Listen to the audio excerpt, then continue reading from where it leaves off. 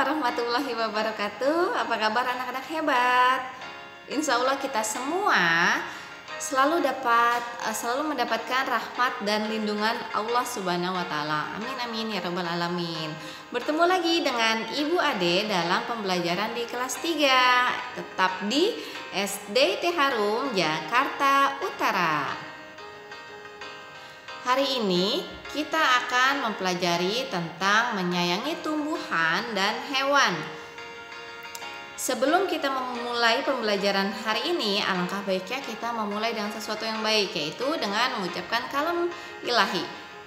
Bismillahirrahmanirrahim. Semoga Allah memberkahi langkah-langkah kaki kita, usaha kita dalam menuntut ilmu ini. Amin amin ya robbal alamin. Dalam pembelajaran di tema 2, subtema 1, pembelajaran 4 dan 5, di sini kita membahas tentang manfaat sayuran dan buah-buahan. Apa? Manfaat sayuran dan buah-buahan. Yang pertama adalah mengandung banyak vitamin dan mineral yang dibutuhkan oleh tubuh kita. Mengandung banyak vitamin dan mineral yang dibutuhkan oleh tubuh kita. Yang kedua adalah mengandung banyak serat makanan yang sangat baik bagi tubuh kita. Yang ketiga yaitu mengurangi resiko sakit jantung, stroke, obesitas, gula, dan yang lainnya. Ternyata banyak ya manfaatnya, Nak. Yang keempat yaitu rendah lemak dan kalori, di mana tubuh kita pada umumnya berlebih tentang lemak dan kalori-kalori. Yang kelima yaitu mudah didapat, alami, dan lezat rasanya, di mana bahan makanan alami adalah bahan makanan yang sangat bersahabat dengan tubuh kita. Nah, setelah kita mengetahui manfaat sayuran dan buah-buahan, yaitu dengan membaca kalimat-kalimat yang ada di hadapan kita ini. Dengan membaca kalimat-kalimat tersebut, kita tentu jadi lebih memahami apa yang dibutuhkan oleh tubuh kita, memahami tentang manfaat sayuran dan buah-buahan untuk tubuh kita. Dengan adanya kalimat-kalimat tersebut, jadi lebih mengetahui apa yang dimaksud dan apa tujuan dari sayuran dan buah-buahan diciptakan untuk manusia. Berbicara tentang kalimat, ternyata kalimat adalah bahasa terkecil yang berfungsi untuk mengungkapkan pikiran kita baik secara lisan ataupun tertulis.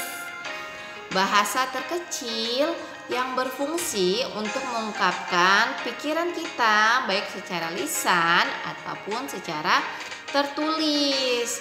Dengan adanya kalimat, kita dapat mengungkapkan apa yang kita rasakan kepada orang tua kita, kepada teman-teman kita, kepada guru kita.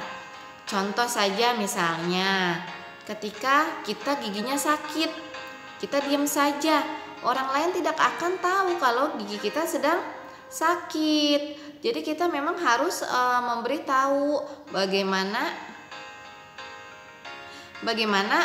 apa yang kita rasa. Contohnya lagi, Bu, gigi aku sakit loh. Nah, itu adalah contoh kalimat atau bahasa terkecil digunakan untuk mengungkapkan apa yang ada di pikiran kita atau apa yang kita rasakan. Satu lagi, misalnya ibu sakit perut, ketika dilihat kok Ibu Ade diam saja ya. Mau menegur takut diem saja. Ternyata pas ditanya, ibu kenapa diem saja? Oh, perut ibu sakit. Nah, begitu maksudnya ya, Nak. Kalimat berfungsi untuk mengungkapkan pikiran kita baik secara lisan ataupun tertulis. Itu adalah contoh mengungkapkan pikiran kita secara lisan. Ketika ditanya kita menjawab. Setelah kita belajar tentang kalimat dan manfaat sayuran juga buah-buahan, mari kita berlatih. Ada tumbuhan. Yang kedua adalah merawat. Yang ketiga manfaat. Yang keempat adalah pohon.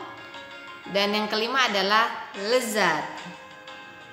Ibu akan mencontohkan membuat kalimat dari kata pohon untuk ibu ya. Sebagai contoh, kalian bisa membuat kalimat dengan ide-ide kalian sendiri. Contoh adalah ayah memiliki pohon mangga yang lebat buahnya. Contohnya adalah ayah memiliki pohon mangga yang lebat buahnya. Ibu telah membuat kalimat dengan kata pohon pada nomor 4. Silakan kalian berlatih membuat kalimat di buku tulis dengan kata tumbuhan, merawat, manfaat, pohon, dan lezat. Kalian bisa membuat kalimat-kalimat dengan kata-kata tersebut di buku tulis ya. Di buku tulis silakan kalian mencoba, tentu mohon bimbingannya untuk ayah dan bunda dalam pembelajaran ini. Bisa dipahami anak-anak hebat? Insya Allah bisa ya. Kalian tentu bisa berlatih dalam membuat kalimat tersebut. Nah, sekarang kalian ayah, bunda, dan kalian semua sudah bekerja sama tentu dalam pembelajaran. Ibu kan sudah memberikan latihan tentang membuat kalimat kerjasama. Kerjasama ya. Sekarang simbol apakah ini? Deng deng. Siapa yang tahu? Siapa yang tahu? Rantai. Bukan. Iya benar, gambar rantai, tapi ternyata ada simbol di balik itu semua. Yaitu ini adalah simbol dari sila kedua, Pancasila. Pancasila yang kedua berbunyi tentang kemanusiaan yang adil dan beradab. Kemanusiaan yang adil dan beradab. Gambar rantai ini adalah gambar atau simbol dari sila kedua. Kenapa ya rantai? Ada maknanya? Tentu ada. Yaitu manusia. Rantai ini kan keterkaitan ya nak. Keterkaitan seperti ini. Kita bisa lihat ada yang kotak, ada yang berbentuk lingkaran. Dari mereka keterkaitan dari simbol rantai ini, bahwa mengibaratkan bahwa manusia sebagai makhluk sosial sangat membutuhkan manusia lainnya, bahkan makhluk lainnya untuk bertahan hidup. Manusia hidup saling membutuhkan satu sama lain, baik itu manusia ataupun hewan. Iya, tentu kita membutuhkan sayuran dan buah-buahan untuk tubuh kita. Kita juga membutuhkan hewan, dagingnya, susunya, ataupun telurnya untuk kebutuhan tubuh kita juga. Kita membutuhkan tumbuhan dari oksigen yang dihasilkan oleh tumbuhan tersebut. Di sini kita dapat menyimpulkan bahwa manusia adalah makhluk sosial yang hidupnya bergantung pada manusia lainnya dan makhluk hidup lainnya. Bisa dipahami anak-anak hebat?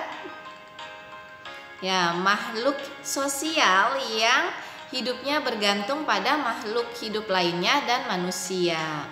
Ya, jadi kita tidak perlu sombong. Apa yang mesti kita sombongkan? Karena kita ternyata tidak bisa hidup sendiri. Kita membutuhkan manusia lainnya. Kita membutuhkan teman, kita membutuhkan guru.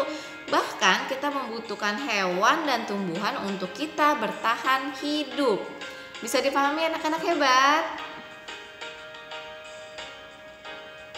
Ada gambar apa ini? Gambar 1, 2, 3, dan 4. Gambar 1, 2, 3, dan 4. Ya, tadi kita sudah membahas tentang simbol Pancasila, yang mana bahwa manusia hidup saling keterkaitan antara manusia lainnya dan makhluk hidup lainnya. Selalu ada kerjasama dalam melangsungkan pertahanan hidup kita. Contohnya saja ya, untuk tubuh kita membutuhkan makanan, yaitu beras, sayuran, buah-buahan. Kita harus kerjasama sama siapa? Sama petani yang menanam, petani yang memanen, ada yang menjual, dan kita yang membeli dan kita yang mengkonsumsi. Itu adalah salah satu bentuk kerjasama yang luas. Kalau di sini yang sudah ada di gambar, perhatikan gambar ya. Di sini ada 4 contoh gambar. Ternyata ada kerjasama yang ditampilkan pada gambar-gambar tersebut. Apa saja kalian tentu bisa ya nak. Kalian bisa menuliskan ayo aplikasikan di halaman 26 pada buku tema kalian masing-masing. Di halaman 26 ayo aplikasikan, di sana ada gambar tersebut dan silakan kalian menuliskan kerjasama yang terdapat pada gambar-gambar tersebut.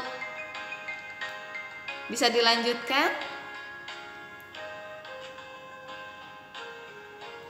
Nah, ternyata kerjasama juga selain dari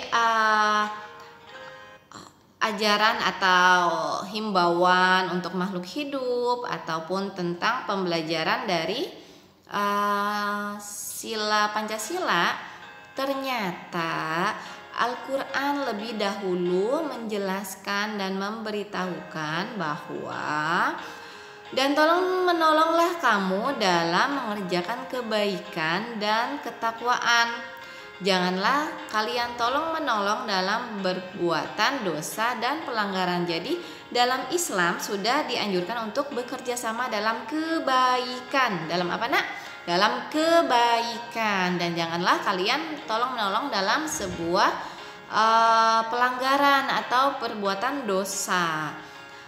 Di mana ajaran Islam sangatlah keterkaitan dengan ajaran dari pemerintah kita, dari sila-sila di Pancasila yang mengajarkan tentang kerjasama dalam sila kedua di Pancasila. Ternyata Al-Quran lebih dahulu menjelaskan itu semua. Subhanallah, karena Islam adalah agama yang sempurna. Insya Allah, amin.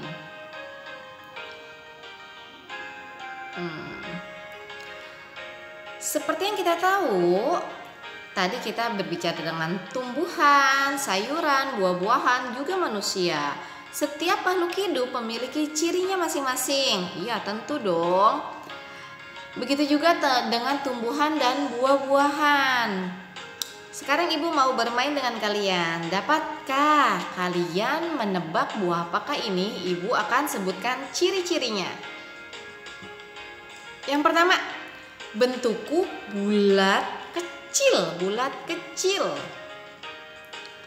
Yang kedua, daging buahku berwarna putih. Yang ketiga, biasanya aku dihinggapi semut hitam.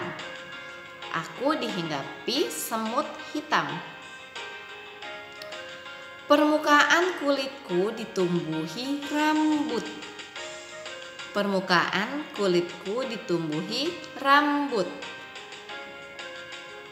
Apakah itu? Siapa yang tahu? Buah apakah aku? Bantu ibu ya untuk menebaknya. Siapa yang tahu?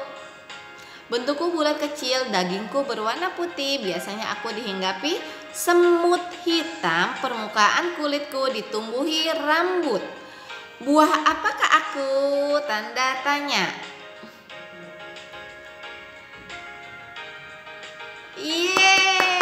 Rambutan. Siapa anak-anak hebat yang benar dalam menebaknya? Tentu ya, benar semua dong. Setelah ibu memberitahukan ciri-ciri dari buah tersebut, tentu kita kepikiran oleh buah rambutan. Ciri khasnya adalah kulitnya berambut. Tepuk tangan buat kita semua. Dan dialah yang membentangkan bumi dan menciptakan gunung-gunung dan sungai di sana. Dia menciptakan semua jenis buah-buahan masing-masing berpasang-pasangan.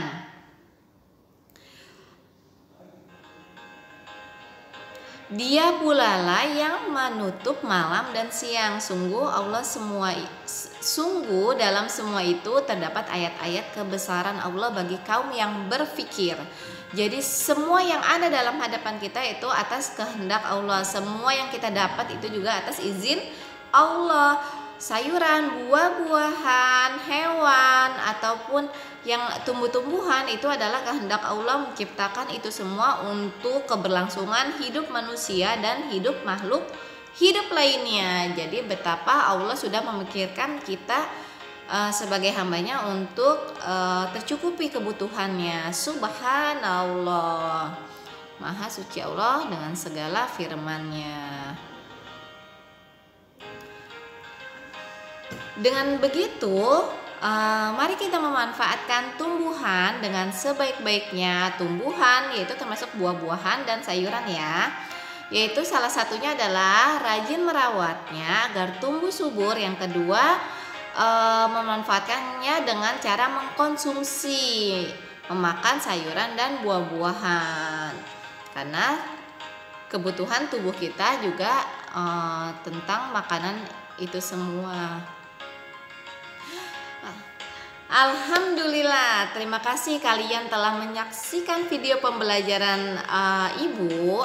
Semoga apa yang kita bahas bermanfaat dan kalian dapat memahami pembelajaran kali ini.